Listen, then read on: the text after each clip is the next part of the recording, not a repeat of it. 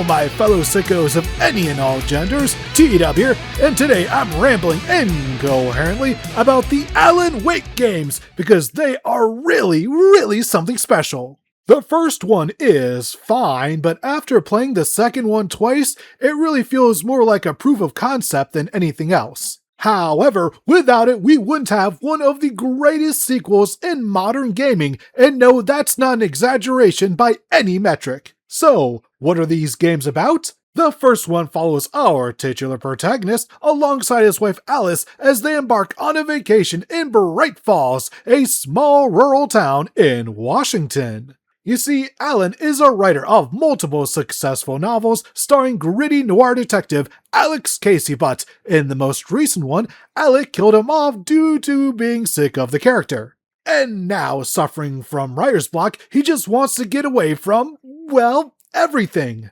Plot twist, both his wife and best friend, who is also his publicist, Barry Wheeler, set this up for him to get back to writing. Alan takes this very poorly and storms out of the cabin.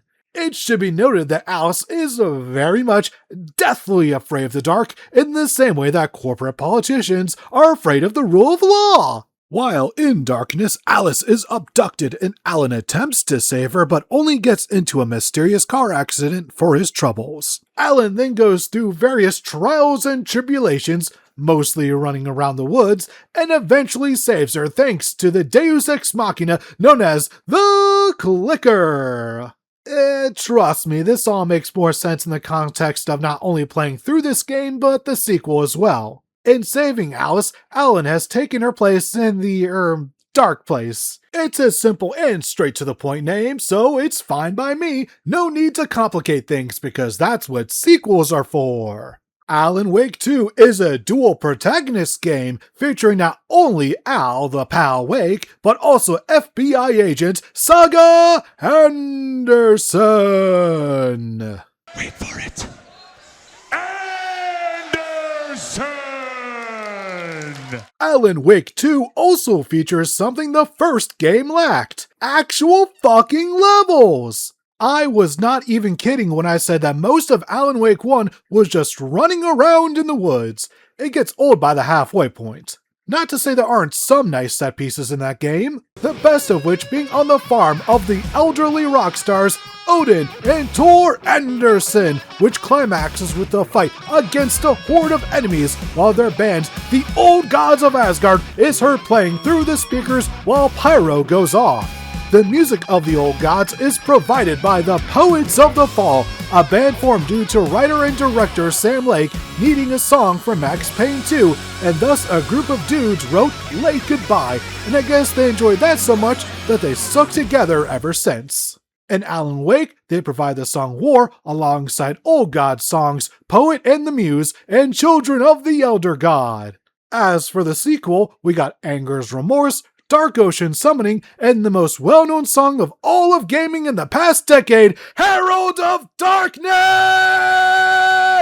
I knew we were going to get a musical moment in this game, but words cannot properly describe how much I not only enjoyed playing through this, but how much I absolutely fucking love this song. No joke, I've listened to this 9+ minute song no less than 10 times in the past week.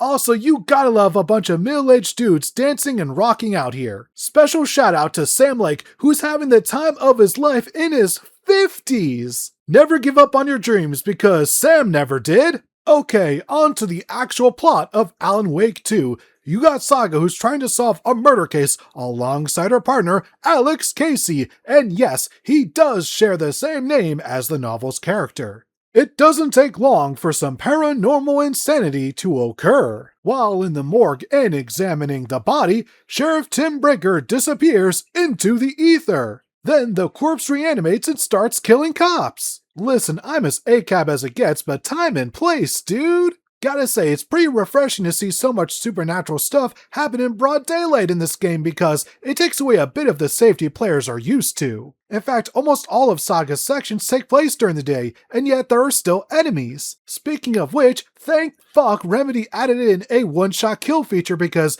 enemies in the first game were quite annoying to deal with, especially since they often arrived in groups. I assume this was done to scare players, but the second game not only lowered the enemy count, but they also upped the scare factor. This is because frights are not due to violence against the player, but the threat of it. I mean, the enemies in the Silent Hill series are generally pretty easy to deal with, but those games are still scary as fuck due to the atmosphere they convey. Same thing here, especially in the abandoned amusement park, Coffee World. That area is easily the scariest in the game. There's just something really creepy about an empty amusement park. Doesn't help that some of the rides turn themselves on. Even without a single enemy appearing, it's still just...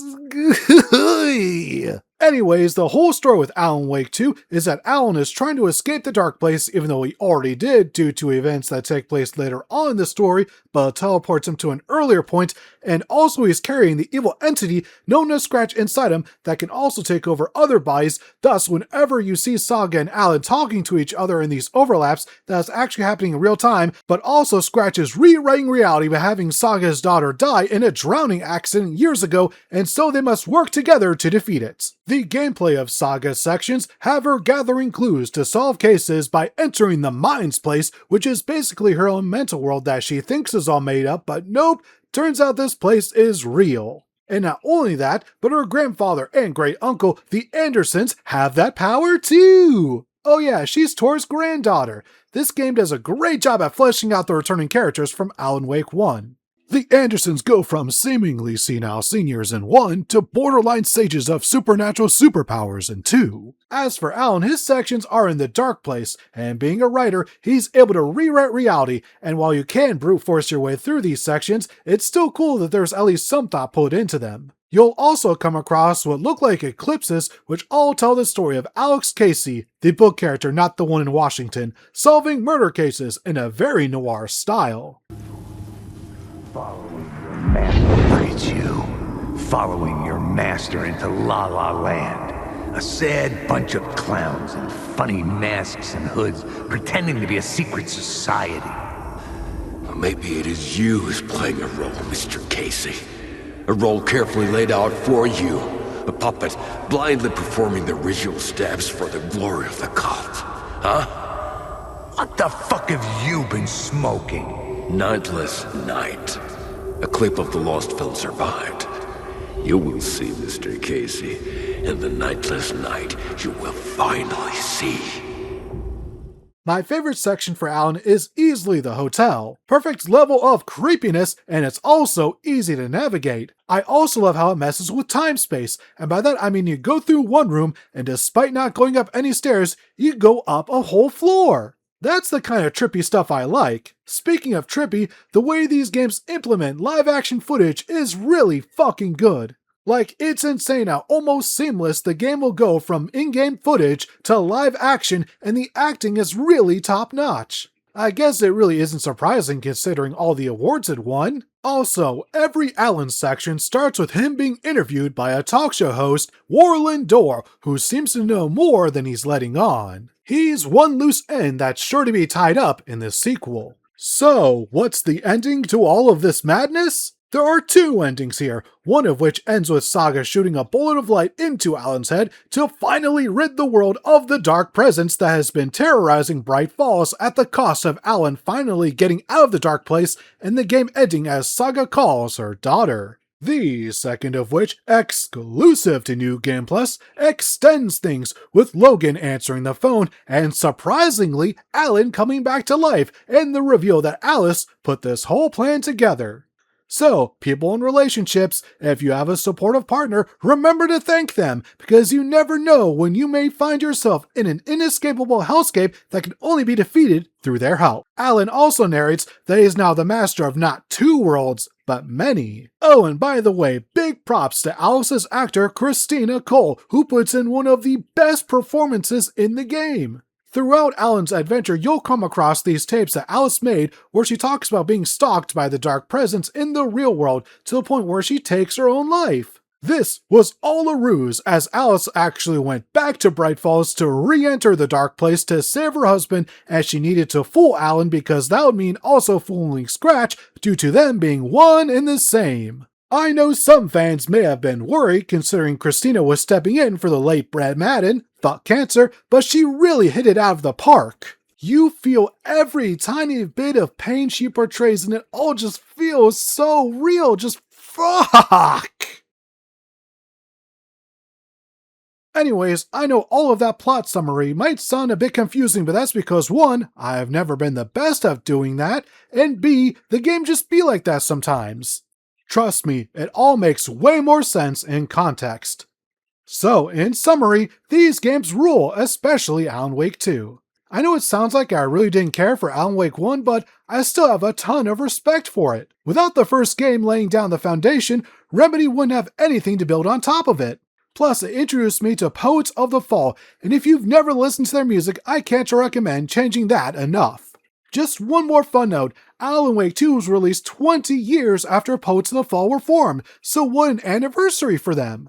It's no wonder they made sure all the songs fucked as hard as they could. Anyways, enough rambling from me. Hope you all enjoyed this as much as I enjoyed glazing these games. By the way, the cost of playing these games was just $30, plus shipping, and that's all thanks to eBay sellers. This is why physical media is important, folks. Anyways, can't wait for Control Resonance! Oh man, I didn't even talk about all the connections between Alan Wake 2 and Control. Okay, so first off,